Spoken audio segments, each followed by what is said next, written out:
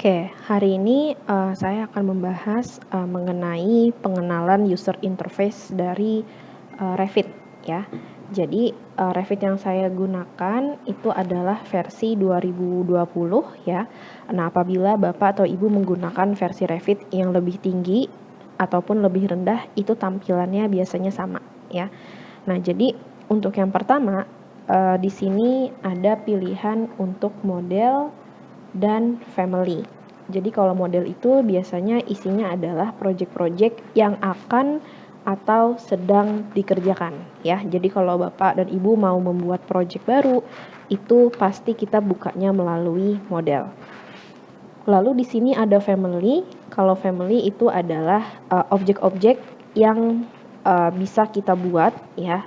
Kurang lebihnya itu sama seperti library, jadi seperti pintu, lalu jendela, furnitur, itu kita sebutnya sebagai family. Nah, apabila tipe family yang kita butuhkan itu tidak tersedia dari Revit, itu bisa kita buat sendiri ataupun kita download di website. Jadi di beberapa website itu memang ada platform yang khusus untuk kita download model-model BIM seperti itu. Nah, di awal sebagai pengenalan kita akan membuka sampel file. Nah, untuk sampel file di sini saya masuk melalui model, lalu saya open ya. Nah, open di sini saya akan masuk ke My Computer, lalu masuk di C ya. Lalu kita pilih di sini program file, lalu kita pilih di sini Autodesk, lalu pilih Revit versi yang sedang digunakan ya. Di sini saya bukanya di Revit versi 2020. Kalau misalnya Bapak atau Ibu menggunakan versi Revit 2023, berarti kita pilihnya di folder Revit 2023. Nah, ini saya buka di file Revit 2020. Lalu masuk di sini ke folder sampel. Kita buka sampelnya.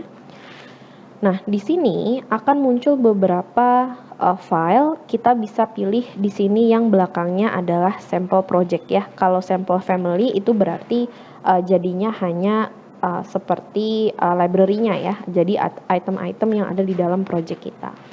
Nah, di sini kita pilih yang RAC Advanced Sample Project ya. Kita cari dulu filenya RAC. Nah, Advanced Sample Project. Lalu kita open. Nah, di sini akan saya jelaskan sedikit mengenai tab-tab apa saja yang ada di dalam Revit dan fitur apa saja yang support di dalam Revit. Yang pertama di sini ada tab arsitektur, di mana tab arsitektur ini biasa kita gunakan untuk membuat objek-objek arsitek.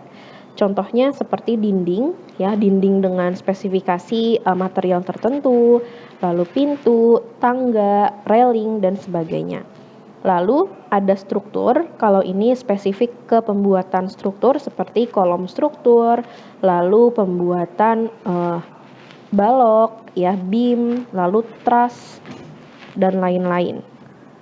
Nah, lalu di sini ada steel. Kalau steel ini lebih spesifik ke arah struktur baja, jadi seperti pemasangan connection, baut, pelat, dan lain-lain.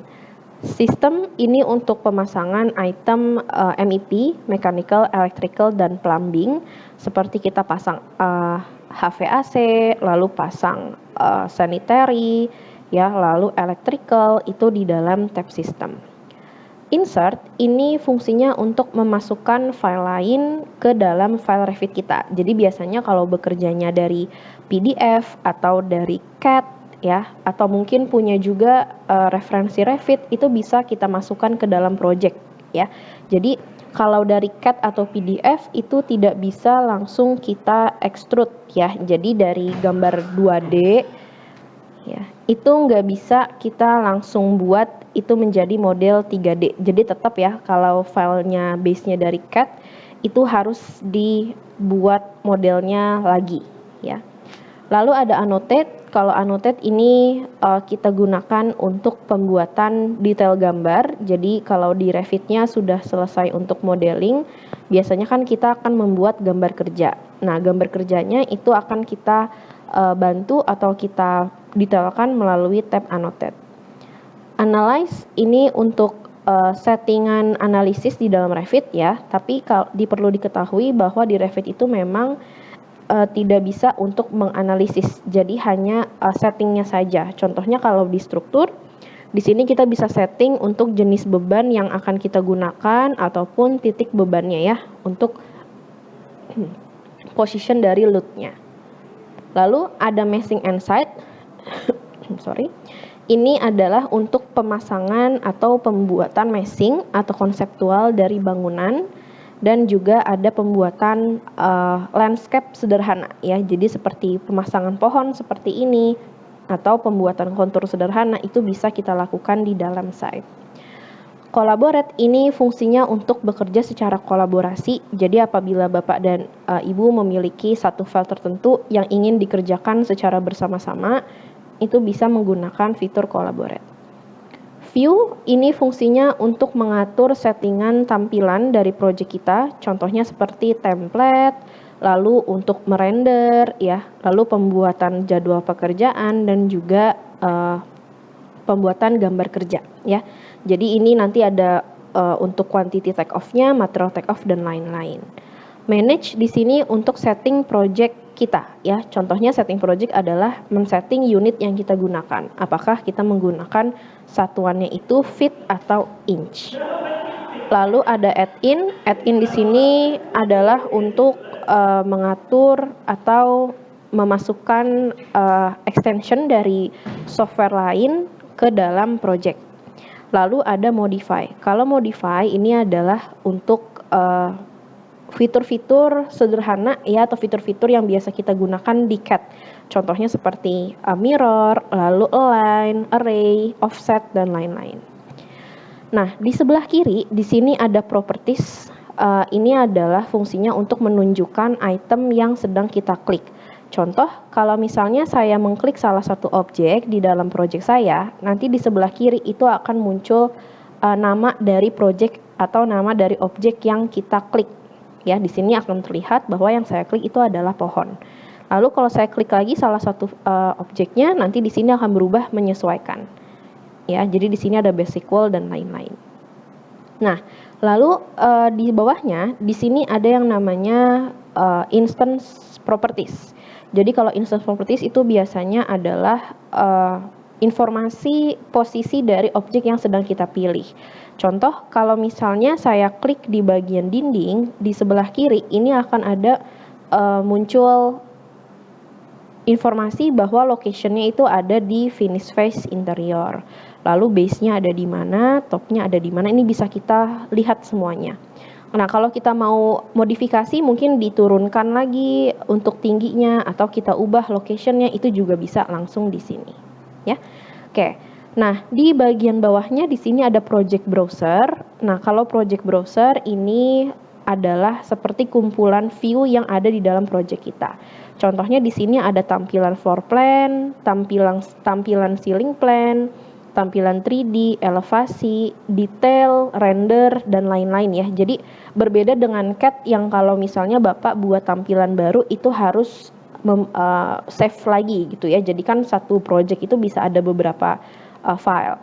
Kalau di Revit semua file yang Bapak buat, semua potongan, tampak, plan yang Bapak punya itu otomatis akan tersave di dalam project browser. Ya, contohnya ini saya buka di tampilan floor plan, saya klik 2 kali, ya, itu otomatis akan membuka tampilan 2D-nya, di mana di 2D ini Bapak bisa menambahkan objek, bisa modifikasi, menghapus dan lain-lain. Ya, jadi kalau misalnya tampilan di sini itu kita hapus atau kita modifikasi, otomatis nanti di tampilan 3D-nya itu akan ikut terupdate juga. Jadi memang sifatnya sudah real time ya antara drafting pemodelan 2D-nya dengan tampilan 3D-nya. Nah, kalau misalnya kita mau buka tampilan 3D-nya, itu Bapak bisa buka di tab view, lalu pilih di sini 3D view atau di sini ya, ada juga default 3D view, ini sama aja, boleh dua-duanya. Kita klik. Nah, nanti tampilan akan seperti ini ya. Ini bisa kita scroll ke depan untuk di zoom in, di zoom out untuk scroll ke belakang. Lalu kalau mau kita putar modelnya atau kita orbit, shift-nya bisa ditekan lalu ditahan. dan scroll kita yang di mouse itu kita tekan ya, kita tahan seperti ini. Jadi nanti modelnya bisa berputar seperti ini. Ya. Nah, jadi nanti kalau kita mau kontrol model atau lihat dari berbagai perspektif, itu bisa kita gunakan Orbit ini. Ya. Oke. Nah, lalu kalau misalnya sudah selesai dengan user interface-nya, ini akan kita tutup filenya, tapi kita tutup filenya bukan langsung di close ya, karena kalau di close yang sebelah kanan ini adalah close software-nya atau close programnya. Jadi kalau kita mau tutup file Revit-nya dan kembali ke home, kita bisa pilih file dan kita close di sini ya. Jadi dia akan menutup file ini dan akan kembali ke tampilan awal.